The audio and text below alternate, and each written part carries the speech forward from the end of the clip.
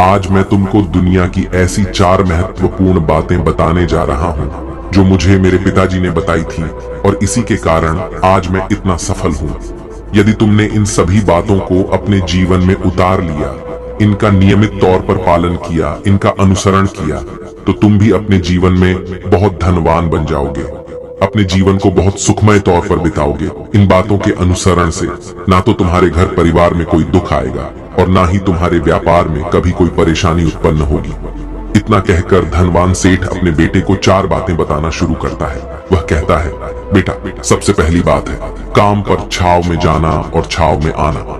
दूसरी बात, अपने घर के चारों तरफ चमड़े की बांध रखना। तीसरी बात, हमेशा खाने को मीठा करके खाना। और चौथी बात, अपनी पत्नी को हमेशा बांध कर रखना।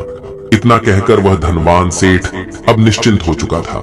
वह यह जानता था कि उसका बेटा बहुत भोला है, वह अपने पिता की बात अवश्य मानेगा और इन सभी चारों बातों को अपने जीवन में उतारे और इनका अनुसरण भी करेगा।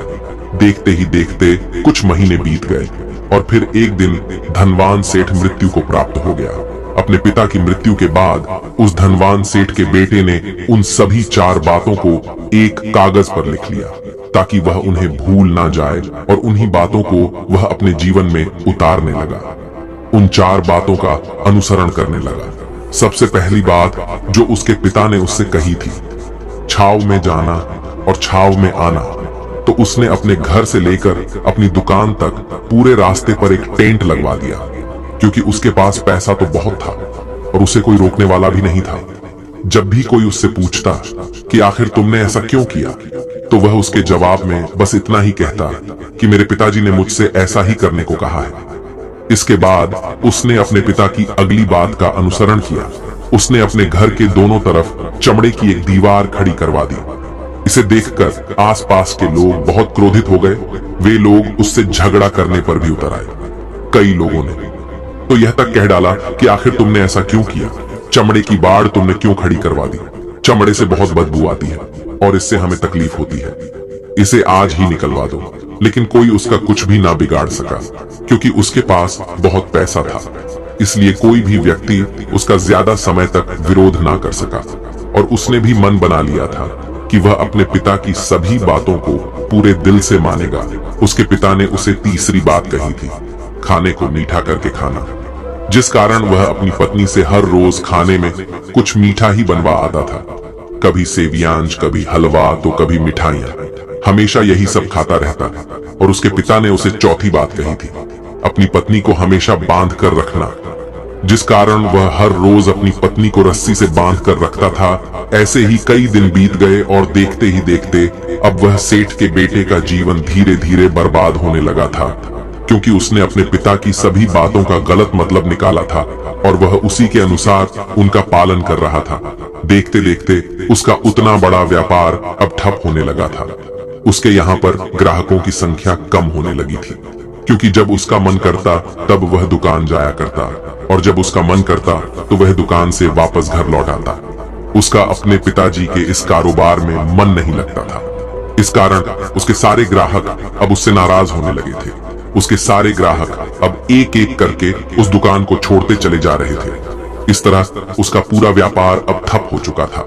जिस व्यापार को खड़ा करने में उसके पिताजी ने खून पसीना एक कर दिया था, उस व्यापार को उसने कुछ ही महीनों में पूरी तरह से बर्बाद कर दिया था। अब उसका धंधा बहुत कम हो चुका था, जिस कारण वह बहुत परेशान रहता था, वह बहुत चिंतित रहता था। और इसके साथ ही उसने अपने घर के चारों तरफ चमड़े की दीवार खड़ी करवाई थी। उस कारण आसपास पर बहुत गंदी बदबू फैल चुकी थी। इसलिए जो भी उसके आसपास रहते थे उन सभी ने वह घर छोड़कर कहीं और पर अपना बसेरा बसा लिया। चमड़े की बदबू के कारण अब उसके घर में भी कोई नहीं आता था। यहाँ तक कि उसके मित्र और रिश्तेदार भी उस घर में आने से कतराते थे। लेकिन अब भी उसे समझ नहीं आ रहा था कि आखिर ये सब हो क्यों रहा है। वह बहुत परेशान रहने लगा था और वह हमेशा मीठा भोजन किया करता था, जिस कारण उसका वजन बहुत ज्यादा बढ़ चुका था। और इस मोटापे के कारण उसके शरीर में ना जाने कितनी सारी बीमारियों ने अपना घर बना लिया था। आए दिन उसके घर पर वेद आने लगे थे। इन्हीं कारणों से अब उसका पैसा भी इन चीजों में बर्बाद होने लगा था। और अपने पिता की चौथी बात उसने मानी थी, वह थी अपनी पत्नी को बांध कर रखता, जिसकी वजह से उसकी पत्नी उससे नाराज हो गई और वह घर छोड़कर अपने मायके लौट गई। उसने अपनी पत्नी को मनाने की कोशिश की, तरह तरह के उपाय किए, लेकिन उसकी पत्नी नहीं मानी। और वैसे भी कोई भी स्त्री ऐसे मर्द के साथ क्यों रहना चाहेगी जो उसे बेवजह ही बेबाक पर बांध कर रखता हो। देखते देखते अब वह सेठ के बेटे का पूरा जीवन बर्बाद हो चुका था। ना तो अब उसके पास व्यापार बचा था, ना ही धन, ना ही उसकी पत्नी, और ना ही वह रिश्तेदार जो पैसों के लिए उसके आसपास घूमा करते थे। और तो और अब उसका स्वास्थ्य भी ठीक नहीं रहता था, जिस कारण वह बहुत चिंतित रहने लगा था, बहुत परेशान रहने लगा था। उसे यह सब समझ ही नहीं आ रहा था, क्या हो रहा है और क्यों हो रहा है। इन सभी बातों को लेकर तो बहुत परेशान रहता, और वह मन ही मन अपने पिताजी को कोसा करता और कहता, पिताजी, आपने तो मेरा पूरा जीवन बर्बाद कर दिया। आपकी उन 4 बातों के कारण आज मुझसे मेरा सब कुछ छिन चुका है। ना तो मेरे पास व्यापार रहा, ना ही धन दौलत, ना ही वह रिश्तेदार, ना ही मेरी पत्नी, और यहाँ तक कि मेरे स्वास्थ्य ने भी मेरा साथ छोड़ दिया है। आप ही के कारण आज मेरा पूरा जीवन बर्बाद हो चुका है। यदि मैंने आपकी वह 4 बातें ना मानी होती, यदि मैंने उन्हें अपने जीवन में ना उतारा होता, तो आज मैं एक सुखमय जीवन जी रहा होता। आपकी इन 4 बातों पर चलकर मुझे क्या मिला? मैंने एक आज्ञाकारी बेटे की तरह आपकी सारी बातें भली भांति मानी, उन पर यकीन किया, उनका अनुसरण किया। लेकिन मैं ही मूर्ख था जो मैंने आपकी उन बातों पर आंख बंद करके यकीन कर लिया। इतना कहकर वह फूट फूट कर रोने लगा। तभी उसे एक दिन पता चला कि उसके पास के नगर में एक साधु आए हुए हैं, और वह साधु सभी की समस्याओं का हल बताते हैं। चाहे कैसी भी समस्या हो, वह उसका निवारण अवश्य करते हैं। ये सुनकर उसने सोचा कि चलो एक बार मिलकर देखता हूँ, हो सकता है कि मेरी भी समस्या का समाधान मुझे मिल जाए। इस आशा के साथ वह उन साधु के पास पहुंचा। वहां पहुंचकर सीधा उनके चरणों में जा गिरा और जोर जोर से रोने लगा। वह कहने लगा, हे गुरुवर, अब आप ही मुझे बचा सकते हैं। मेरे पिताजी ने तो मेरा पूरा जीवन बर्बाद करके रख दिया। आज मेरी जो भी स्थिति है वह सब मेरे पिताजी के कारण ही है। मेरे पिताजी ने मुझे जैसा कहा मैंने वैसा ही किया। हमेशा एक अच्छे बेटे की तरह उनकी सारी बातें मानी, अपने सारे फर्ज निभाए। और देखिए मेरे पिताजी ने मेरे साथ क्या किया।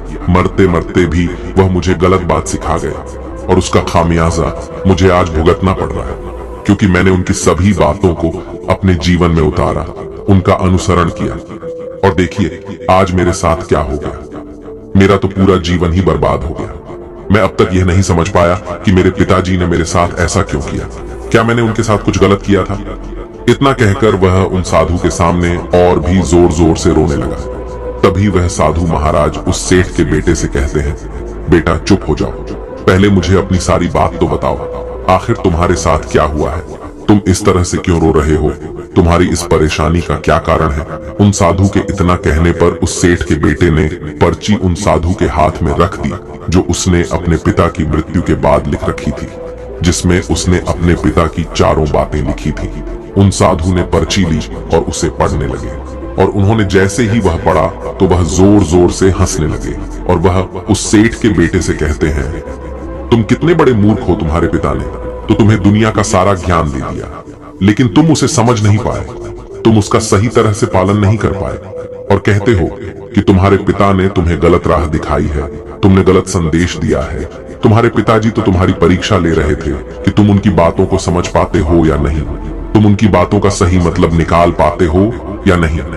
यदि वह चाहते तो इसका मतलब तुम्हें अच्छी तरह से बता सकते थे, लेकिन वह चाहते थे कि तुम इन बातों का मतलब खुद से जानो, खुद से समझो कि इन बातों का क्या अर्थ है। लेकिन अब तो ऐसा प्रतीत होता है कि मानो तुम्हारी बुद्धि बिल्कुल भ्रष्ट हो चुकी है। तुमसे बड़ा मूर्ख मैंने आज तक नहीं देखा। जिसके पास दुनिया का इतना बड़ा ज्ञान हो, वह भला इतनी बड़ी मूर्खता कैसे कर सकता है? तुम्हारे पास कोई ज्ञान नहीं है, तुमने कोई भी ज्ञान अर्जित ही नहीं किया। अगर तुम इन बातों का सही मतलब समझ चुके होते तो तुम भी अपने जीवन में अपने पिता की तरह ही सफल होते, खुश होते, और तुम्हारा जीवन सुखमय तरह से बीत रहा होता। लेकिन तुम इतने बड़े मूर्ख हो कि तुमने अपने पिता की बातों का गलत मतलब निकाल लिया। उन बातों के मतलब के बारे में तुमने सोचा तक नहीं। उन्होंने जैसा कहा तुमने वैसा करना शुरू कर दिया। यदि तुम्हें उन बातों का अर्थ नहीं पता चल रहा था तो तुम किसी ज्ञानी से मिल सकते थे, तुम उससे उस बात का मतलब निकाल लेते।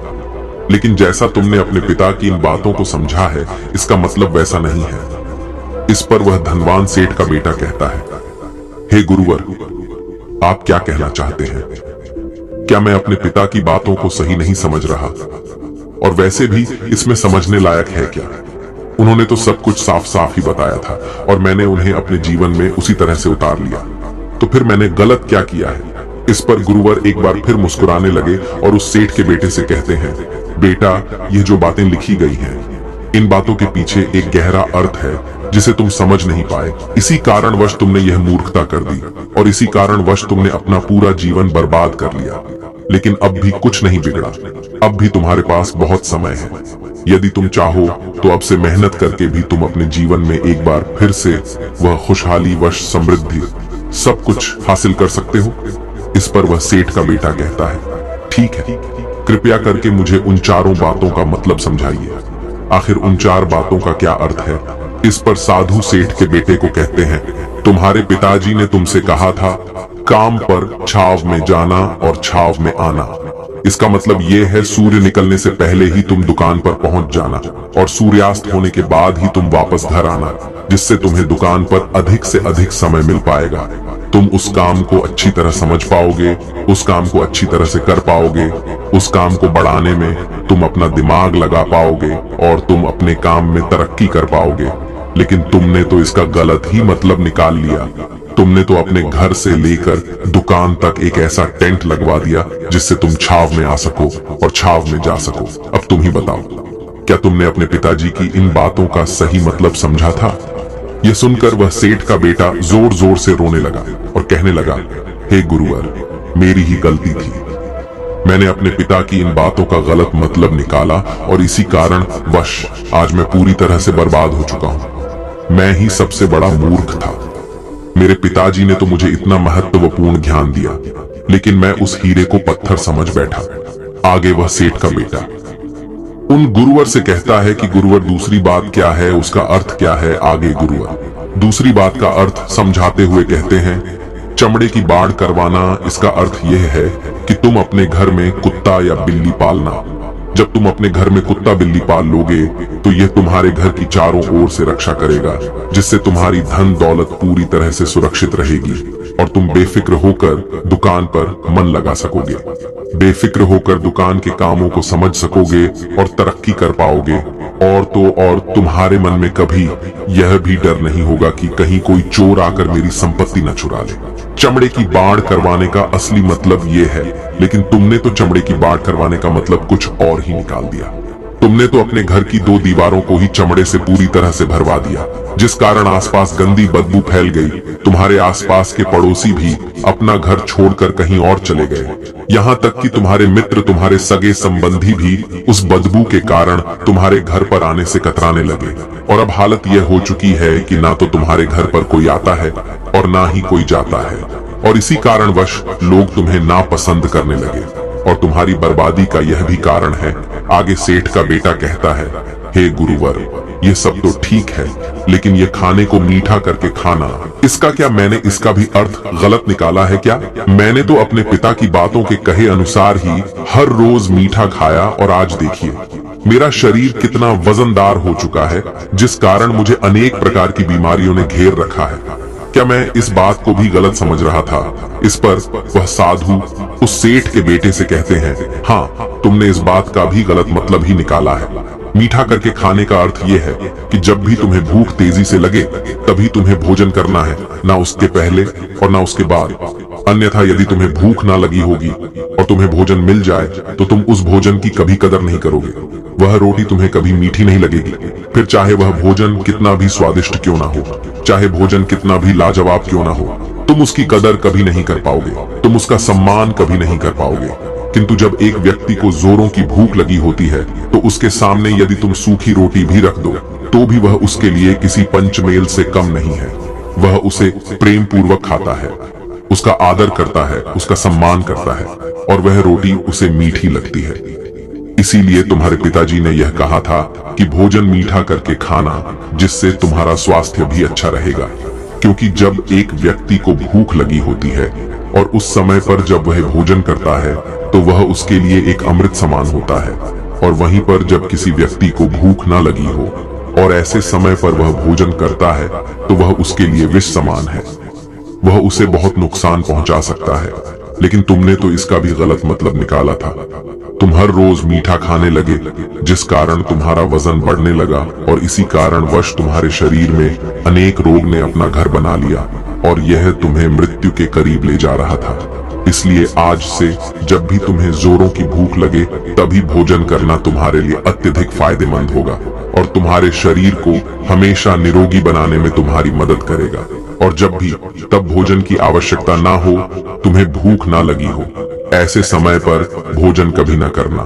ये तुम्हारे लिए बहुत नुकसानदायक साबित होगा और यही तुम्हारी तीसरी गलती थी जिस कारण तुम्हारा पूरा जीवन बर्बाद हो रहा था। आगे सेठ का बेटा कहता है, चौथी बात तो बिल्कुल साफ लिखी गई है, अपनी पत्नी को हमेशा बांध कर रखना। तो इसका अर्थ भी कुछ और है क्या? मैंने इसका भी गलत मतलब निकाला है। इस पर साधु कहते हैं, हाँ बेटा, अपनी पत्नी को बांध कर रखने का अर्थ यह नहीं है कि तुम रोज रस्सी से बांध कर रखो, बल्कि इसका अर्थ तो यह है कि जब भी तुम दोनों के बीच में कोई आपसी मतभेद हो जाए, कुछ नोक झोंक हो जाए, तो तुम अपनी पत्नी पर हाथ मत छोड़ना। जब तक एक स्त्री का पति उसके साथ रिश्ते में बंधा होता है तो वह अपने रिश्तों में बंध जाती है और वह अपने रिश्ते को पूर्ण तरीके से निभाने का हर मुमकिन प्रयास करती है। और ऐसे समय पर यदि तुम्हारे बीच कुछ नोक झोंक हो जाए, कुछ गलतियां हो जाएं, और ऐसे समय पर तुम उस स्त्री का हाथ नहीं छोड़ते तो वह तुम्हें छोड़कर कभी नहीं जाएगी। लेकिन इसका अर्थ यह भी नहीं है कि तुम अपनी पत्नी पर अत्याचार करो, बल्कि तुम्हारे पिताजी यहाँ पर कहना चाहते थे कि जो भी कोई व्यक्ति तुम्हारे साथ किसी रिश्ते में जुड़ा हुआ है उसे अपने रिश्ते में इस तरीके से बांध लो कि वह तुम्हारे साथ झगड़े और नोक झोंक के बाद भी नुकसान न पहुंचा सके, वह तुम्हारे साथ कुछ गलत ना कर सके और तुम्हारा फायदा ना उठा सके। अपने रिश्तों को हमेशा बांध कर रखना, उन्हें खुला मत छोड़ना, अन्यथा वह तुम्हारे हाथ से फिसल जाएंगे। और हम में से अधिकांश लोग अपने जीवन में यही गलतियां करते हैं और अपने नए रिश्तों को कभी समय नहीं देते, जिस कारण उनका रिश्ता उतना मजबूत नहीं हो पाता और इसी कारणवश वह अपने रिश्ते से हाथ धो बैठते हैं। और यही गलती तुमने भी की। तुमने तो अपनी पत्नी को बांध कर रखा था, तो भला वह तुम्हें कैसे माफ कर सकती है? और यही कारण है कि वह तुम्हें छोड़कर चली गई। तुमने जो अपनी पत्नी के साथ किया वह माफी के लायक नहीं है, लेकिन तुम्हें अपनी पत्नी से माफी मांगनी चाहिए क्योंकि तुमने गलत किया है। इसलिए जाओ और अपनी पत्नी से माफी मांगो, उसे वापस घर लाओ। और यही वह 4 बातें थीं जो तुम्हें तुम्हारे पिता ने समझाने का प्रयास किया था, लेकिन तुमने इन सभी बातों का गलत मतलब निकाला और इसी कारणवश तुम पूरी तरह से बर्बाद हो गए। किंतु अभी भी तुम्हारे पास बहुत समय है। यदि तुम इन सभी बातों का सही से अनुसरण करते हो तो तुम अपने जीवन में एक बार फिर से वह सब कुछ हासिल कर सकते हो जो तुमने खोया है। ये सारी बातें हमारे जीवन की पूरी परेशानियों का समाधान है। तुम किसी भी तरह से इनको देख सकते हो। यदि तुम कामयाब होना चाहते हो तो तुम्हें मेहनत करनी ही होगी। सूर्य निकलने से पहले तुम्हें अपने घर से निकलना होगा और हमेशा सूर्य के ढलने के बाद ही तुम्हें घर वापस लौटना होगा, ताकि धन दौलत को कोई तुमसे छीन ना ले। तुम्हें अपने रिश्तों को कुछ इस तरीके से बांधना होगा ताकि वह रिश्ते तुम्हें परेशान ना करें, तुम्हें तकलीफ ना पहुंचाए, तुम्हारा फायदा ना उठाए। और हमेशा एक अच्छा और स्वस्थ भोजन करना जब तुम्हें भूख लगी हो, ताकि तुम्हें जो भी सांसें मिली हैं तुम उसे खुशी खुशी जी सको। और अपने रिश्तों को हमेशा बांध कर रखना, उन्हें खुला मत छोड़ना, अन्यथा वह तुम्हारे हाथ से फिसल जाएंगे। और अपने घर में अवश्य ही कुत्ते या बिल्ली को जरूर पालना ताकि तुम्हारा धन हमेशा सुरक्षित रहे। इन सभी बातों का अपने जीवन में अनुसरण करने के बाद तुम अपने जीवन में सब कुछ एक बार फिर पा सकते हो जो तुमने आज तक खोया है। और हो सकता है कि तुम इससे भी अधिक उन्नति कर पाओ, इससे भी अधिक समृद्धि पा सको, अपने जीवन को खुशहाल और सुखमय बना सके। इतना कहकर वह साधु शांत हो गए और सेठ का बेटा भी अपनी सभी गलतियों को समझ चुका था। उसने उन गुरु को प्रणाम किया और वापस अपने घर लौट गया। उसने उन सभी 4 बातों को अपने जीवन में उतारा, उनका सही सही अनुसरण किया। उसके बाद से उसके जीवन में सकारात्मक प्रभाव दिखने लगे। वह एक बार फिर से अपने व्यापार को खड़ा करने में सफल रहा। वह एक बार फिर से अपनी पत्नी को घर लाने में सफल रहा और देखते ही देखते उसका जीवन सुखमय और आनंदमय हो गया था। तो दोस्तों, मुझे उम्मीद है कि आपको यह आज कहानी पसंद आई होगी और आपने इससे कुछ सीखा होगा। कहानी के बारे में अपने विचार आप हमें नीचे कमेंट बॉक्स में कमेंट करके बता सकते हैं।